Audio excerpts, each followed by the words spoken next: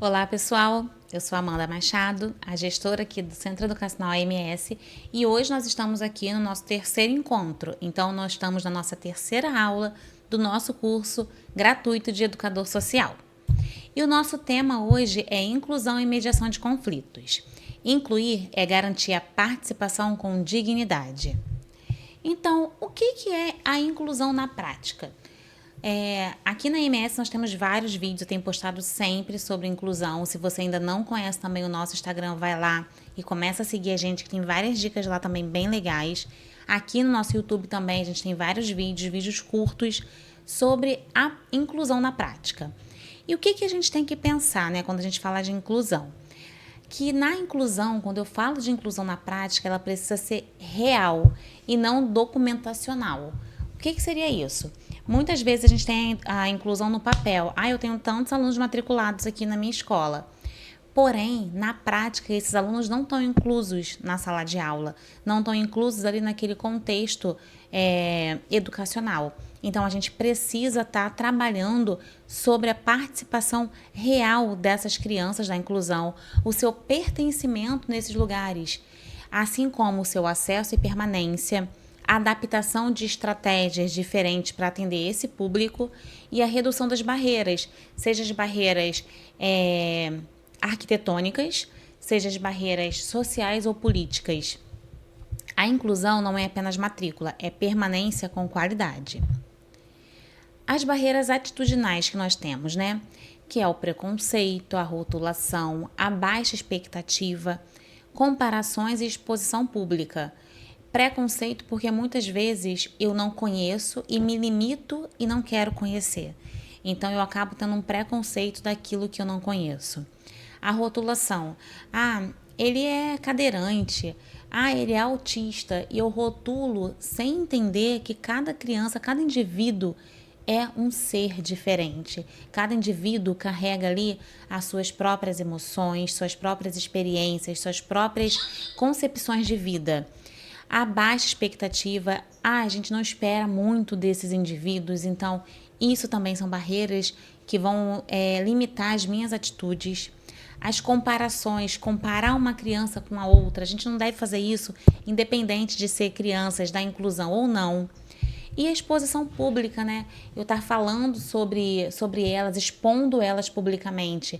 A gente não deve fazer isso, gente, independente de ser pessoas com deficiência ou não. E algumas estratégias para a gente lidar aí com alguns alunos, né? Sejam os alunos atípicos ali, com TEA, com TOD. Então, a gente trouxe aqui alguns exemplos para estar trabalhando com vocês desses alunos com TEA, TOD, TDAH e deficiência intelectual. O que a gente pode fazer com esses alunos com TEA? Antecipação, previsibilidade, eu prever, né? Tá trazendo para eles uma antecipação do que vai acontecer ajuda muito na quebra de rotina deles, que tem que ser previsível.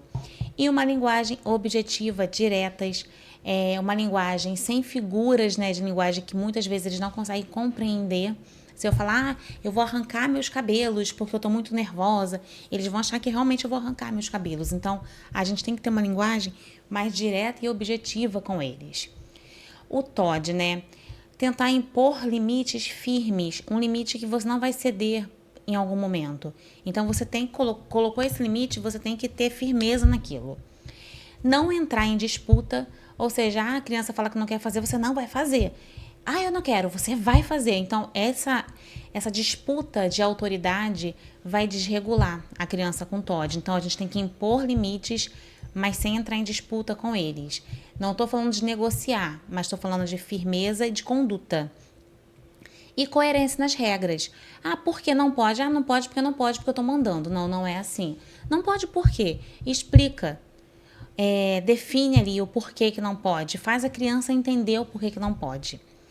O TDAH. Comandos curtos, a gente fala muito de dividir, né, as tarefas fragmentadas, então divide os comandos em partes, evita encher muito o quadro, porque aquilo vai atrapalhar a criança. Mas eu tenho outros alunos também, eu preciso passar o dever. Então vamos ter outras estratégias que podem estar ajudando essa criança com TDAH, como por exemplo, tem até um dos vídeos que eu falo, que teve uma professora que a gente trabalhou uma vez e a gente conseguiu fazer uma criança que tinha muita dificuldade de copiar do quadro porque ela tinha TDAH e ela se perdia muito na hora da cópia, porque o quadro cheio, você imagina, geralmente você escreve ou com um piloto azul ou com um piloto preto, e ela olhava para o quadro e escrevia. Quando ela voltava para olhar para o quadro, ela não lembrava mais, não sabia mais onde estava. Então a gente começou a usar a seguinte estratégia: cada linha que a professora escrevia, ela usava uma cor diferente de piloto. Então a criança estava na linha azul, copiando, voltava para o caderno. Quando ela voltava, ela sabia que ela estava na linha azul. E quando ela se perdia, a professora conseguia ajudar. Você parou aonde? Ah, eu parei na linha azul, professora. Ah, peraí, deixa que eu já me achei. Então ela consegue, com uma estratégia simples, estar trabalhando essa questão também do TDAH e além do reforço positivo. E ter muito cuidado, porque quando a gente fala de reforço positivo, muitas vezes a gente acaba fazendo um reforço negativo se tornando positivo. Ah, a criança está muito inquieta na sala. Ah, vou levá-la para o parquinho para ela se acalmar um pouco. O que você acha que vai acontecer com essa criança? Toda vez que ela quiser ir no parquinho, que ela não quiser mais ficar na sala, ela vai ficar inquieta, porque ela sabe que ela vai para o parquinho. Então, a gente tem que tomar cuidado com isso, porque o reforço, ele tem que ser positivo na questão de valorizar uma conquista, valorizar um avanço, e não valorizar uma indisciplina, valorizar um comportamento que não tá bom, tá?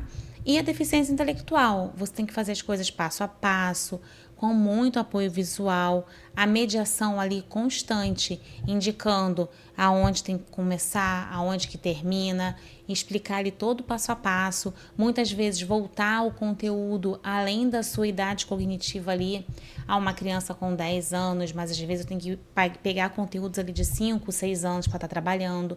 Então, eu preciso entender qual a deficiência intelectual que esse indivíduo tem. E conflito, ele não é problema. Nós já falamos sobre isso também. O conflito é uma oportunidade educativa.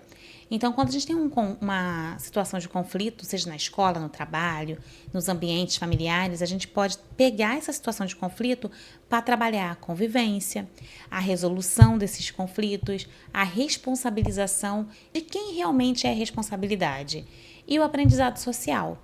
Então, a gente pode pegar esse conflito que está acontecendo e ter uma oportunidade de trabalhar um projeto socioemocional.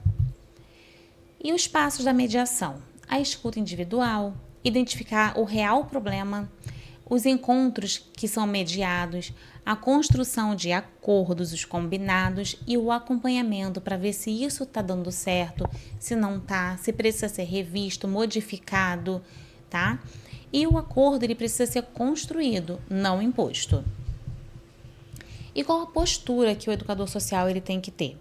Ele tem que ter a imparcialidade, ele não tem que pegar partido, ele tem que ser imparcial e resolver aquele conflito.